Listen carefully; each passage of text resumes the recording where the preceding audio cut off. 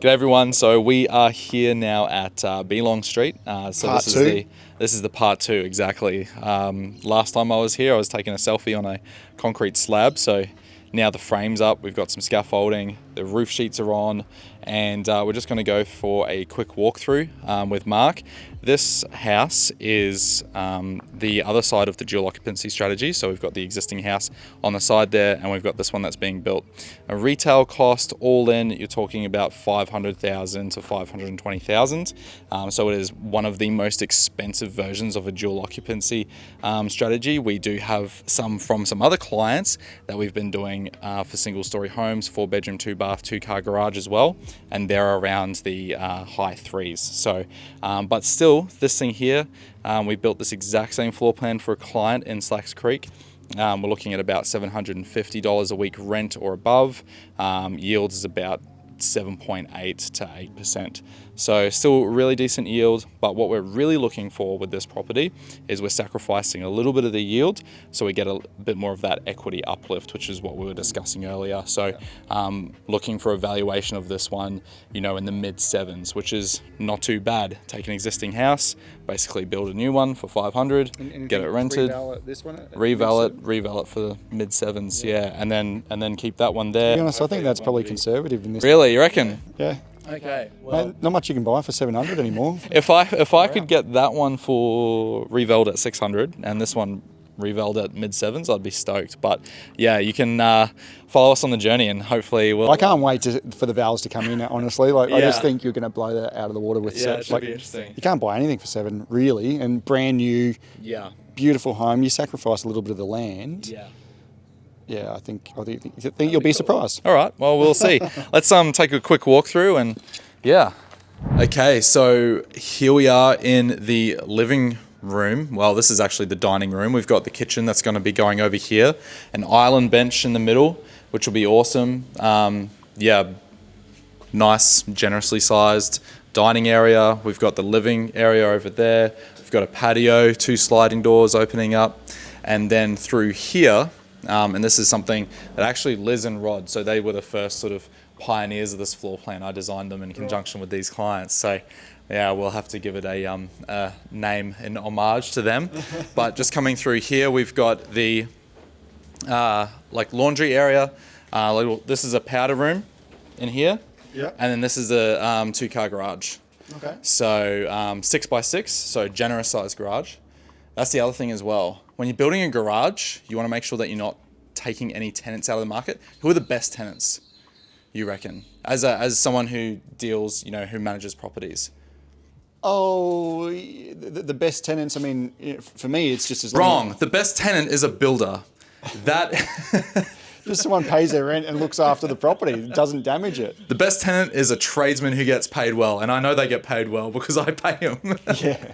And what do they have? They've got Ford Rangers, and you got a flipping Ford Ranger too. That's right. Best and how are you going to park your car? Exactly. How are you going to park your car in a garage that's only 5.5, 5.6 deep? You can't even get the car in. Yeah. So that's what we do. You got to make sure that that was my segue. You got to make sure that the garage is large enough. A lot of people will try to skimp when they say investor grade. What they're really doing is they are subconsciously writing people off. Cutting the size, cutting corners, to get the price down. That's right. Yeah. They're getting the price down. They're cutting out some great tenants. Like a lot of people will park their car in the garage. Yeah. But they will also want a little workbench or some storage area. Yeah. Exactly. Yeah. So that's where things can sort of take a little bit of a hit when you've got a house and you just completely forget about things like storage and space. That's what we try to keep in mind. So coming through here, we've got this garage. You got a toilet in here with a mud room. You've got the laundry, which is really the also got this pantry area too. So there'll be a pantry here behind the kitchen, laundry here, door out the back. So is this is the pantry? Does it open? Yeah, so this is open up to here, or you walk around? Yeah, so you walk around. So it's sort of like a butler's, sort of like a butler's pantry. Yeah. Yeah. So this is open. This doorway. There won't be any door here. Okay. And so it'll be just an open. And there's a door, there's a wall here, is there? And so this here is open.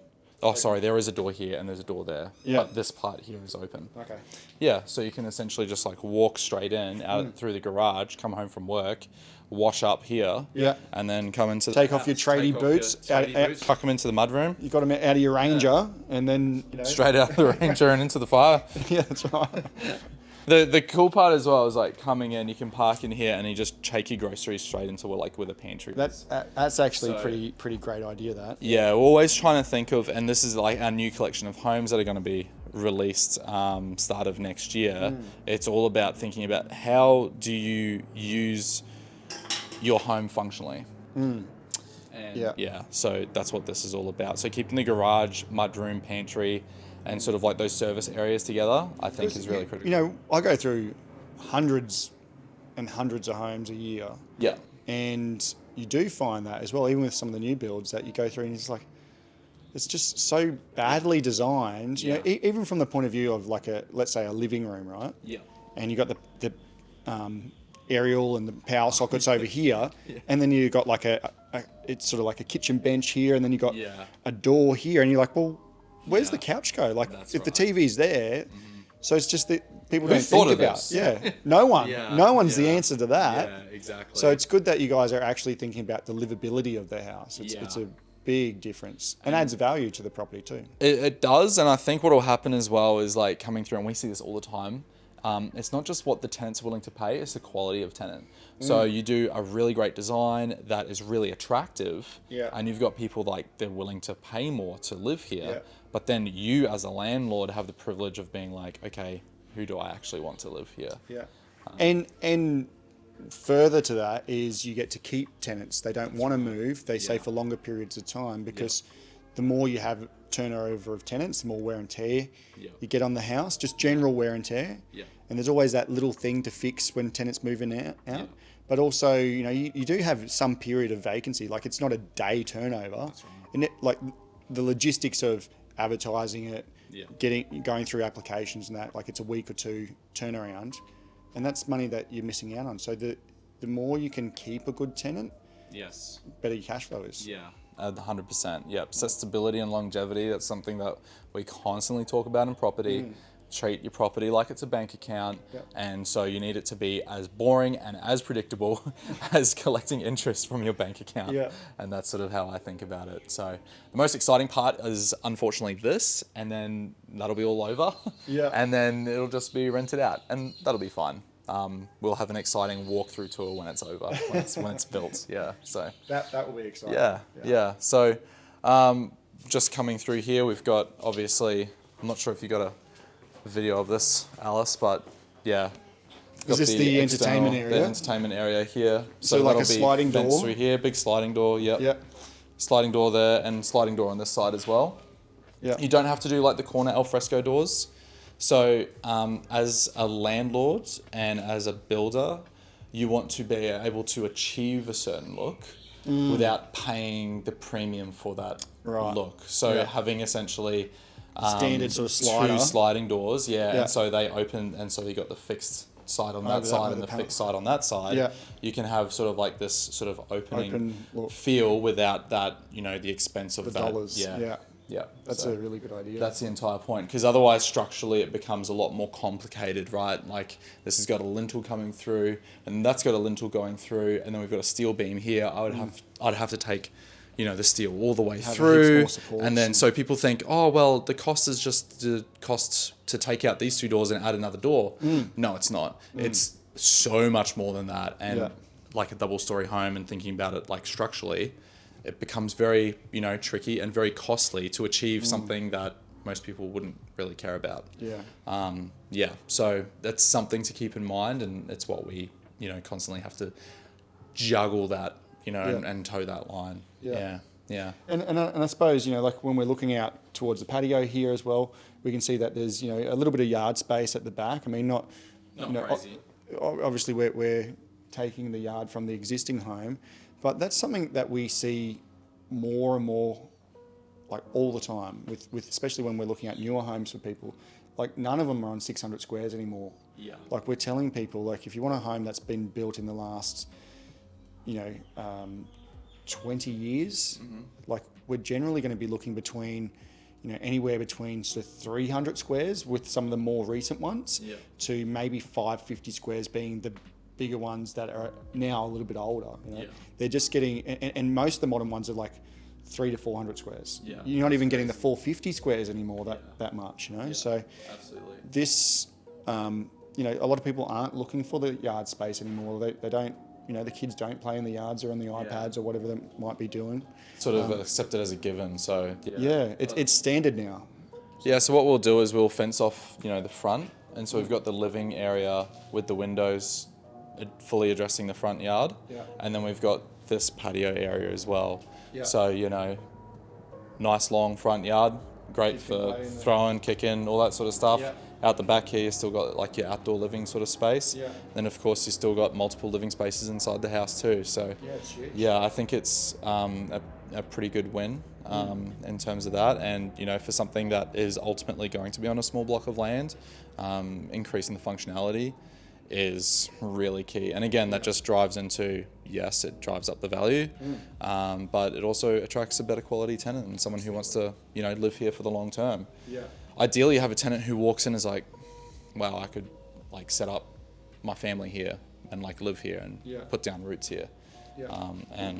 That's really. And then once they are here, they're just enjoying it, and the house is so nice to live in that they, the thought of moving isn't even a consideration, really. Exactly. Like it becomes a home. And I've got a lot of tenants myself who've been in the property since I bought it. Some tenants have been there 8-9 years. Yeah, it's crazy, eh? They look after it. They pay the rent. Yeah, no one's complaining. It's easy.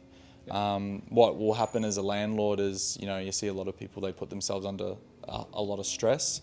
And like that property that you said, it sits vacant for 4 months.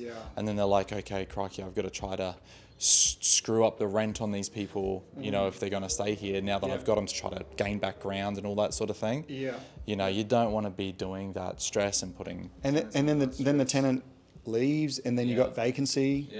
And just chasing your tail. And anytime you have a changeover tenant, just like I said before, you're losing money. Even when you're thinking about doing a rent increase on a particular property, I always take the approach, are they good tenants? Do they pay all the time? I want to keep it in line with where market is. And look, if they've been with me for a long time, maybe I'll go $10 less. Nothing crazy. But I'm not keeping it like $100 less, $50 less or anything like that. We increase it to market. Don't try and, we've got some landlords who try and push an extra $50, $70 above market. Sometimes they get the tenants to sign, other times they leave, and then it's vacant for 4 or 5 weeks because they're still pushing for that premium, and it's just people are just going other places, 100%. Yep. So finding the sweet spot in the market, not overcapitalizing on a build too much, but also, if you are overcapitalizing, like could be argued I'm doing here, it's for a greater cause, and that is for me to manufacture that equity. Alrighty, so we're just upstairs here now, and this is where all of the bedrooms for the home are located. So we've got 4 bedrooms, a fairly decent sized master bedroom. We'll cut to the floor plan, I'm sure, throughout the video to sort of show you a bit of an idea of what's going on. So downstairs has the powder room, and then upstairs is the full-size bathroom and the ensuite. So 2.5 bath and 4 bed. So absolute cracker. Huge layout. Yeah. And it's going to be one of the nicest looking houses around. Yeah, hopefully. You'd hope so. Yeah, you'd hope so. But yeah. So no, it's I'm pretty pleased with how it's feeling at the moment. Once we get a lot of the plasterboard on and all that sort of thing, it actually starts to feel actually a lot bigger. Having frames can make a home feel quite small, just the frames up. So we'll get some B-roll for Alice as well of the upstairs, but it's just one of those things where you've got decent sized bedrooms, you've got inbuilt wardrobes, a lot of people will try to squeeze in more bedrooms, which is fine. But then they sacrifice the size of the bedrooms. We see some of our clients try to say, oh, can we make the bedrooms, 2.6 wide or 2.5 wide? I'm like, mate, it's just crazy. So the smallest for a single bedroom is 2.7. by 3. You can't go smaller than that. And in that space, you're fitting essentially just a single bed or a queen bed up against the walls. Back to what you were saying before with the livability, keeping tenants, keeping people happy, and which comes back to you not losing money as well. 100%. Making the most out of the property that you can get. Because if it's a small bedroom, people outgrow that. The kids will outgrow that. They get to an age where like it's just single bed and it's still pokey, right? And you're designed for a demographic. So something we see clients sort of get hung up on as well is like they want a 422, but they don't realize what they're doing is they're sacrificing a large amount of like the living room and like living space. They're making trade-offs that a tenant who would want a 4-bedroom home is not willing to trade. And so you're putting yourself in this strange like inverted Venn diagram of like, here's all the people who want 4 bedrooms and here's all the people who want like no living space. Let's see who that is. And it's like, it's almost no one. And look, I've seen that on older properties too. So particular property out of Ipswich was a 3-bedroom with like a bit of an L-shape lounge room. They stole half of the lounge room, made a 4-bedroom, 1-bathroom, thinking, I suppose, more rent, and just got the tiniest living room. And it's so like a 4-bedroom's designed for a family, right? With kids. And like they probably all couldn't fit in this lounge room, all together. So it sort of really defeats the purpose. And it's difficult to rent and find. I mean, like I said, this market's pretty easy to rent, but we weren't inundated with good applications either. You really narrow it down, and you'll really start to see that happen because all markets go through cycles. When the market turns and the rental market turns, and now vacancy rates, which they will at some point get back to that, be higher. But at the moment, it's easy to rent mostly anything. But you've got to be if you're thinking long term and you're holding it long term, you should be trying to keep those tenants happy. I mean, like what we said before, right? This market makes it very easy for you to not be humble, and there's always humility coming on the horizon. So making sure that you're thinking about that and what you're going to do when that happens and where you're positioned. That I think is something, not to have, right at the forefront of your mind, but something to consider. So, especially if you're holding it long term, if you're selling it, in the next 6 months, well, maybe it doesn't matter. Exactly. Well, thanks, Mark, for coming along with me to, Belong Street and having a look around. Thanks, Sean. We've been really excited to see what this project has in store for us in the future.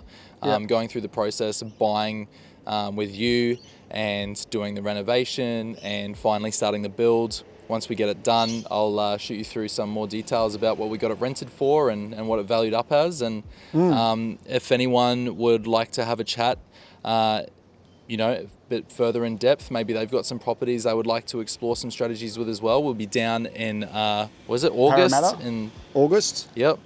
What day? The 19th of August. The 19th of 7 August. p.m. at the Club Parramatta. Beautiful.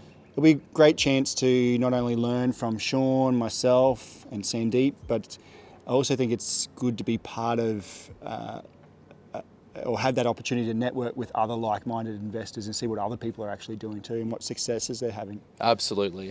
So that'll be happening down in Parramatta, and we can't wait to see you there. But in the meantime, we can't wait for the next installment of this video. We're going to be going through this project when it is at completion, and we will start having tenants going through. We'll start having super impressed at valuations. this stage. Yeah, wow. And so I really can't wait to do the handover inspection where it's all done. The property management girls are coming through and taking a look and just they're going to be blown away. Like I can't wait. Yeah, it'll be cool. What do you reckon this would rent out for as it stands now? With no doors and windows? Yeah, we do have a toilet. We've got a chemical portaloo down there. No doors, but we do have something. You could craft something out of the leftover timber down the bottom. With the way the rental market is at the moment, I would easily say $500 a week, as is. Stuff I should just stop building then. We'll leave it as is. No, just kidding. Thanks, Mark, for coming around and taking the time. And Thank you. Thanks for having on. It's been good fun. Yeah, good awesome. Fun day. All right, no worries.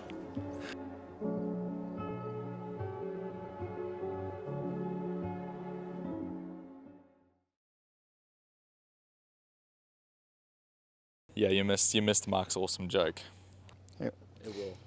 I got a Russian friend and a Czech one too.